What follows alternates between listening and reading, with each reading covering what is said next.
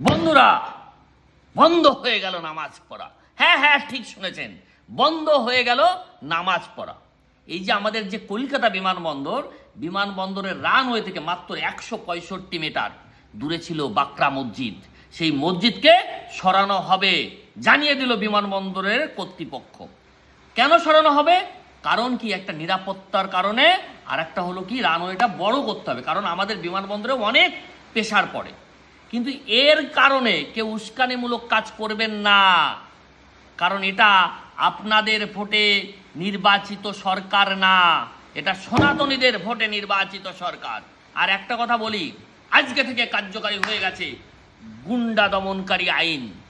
আপনারা বাস পোড়াবেন, ট্রেন পোড়াবেন, পুলিশের গাড়ি ভাঙবেন, ভেঙে দেন, 7 পুরুষের ভিটা বাড়ি বিক্রি করে দিয়ে এর টাকা পরিশোধ করতে হবে এবং আপনাদের সবাইকে জেল খাটতে হবে। জয় শ্রীরাম, জয় শ্রীরাম।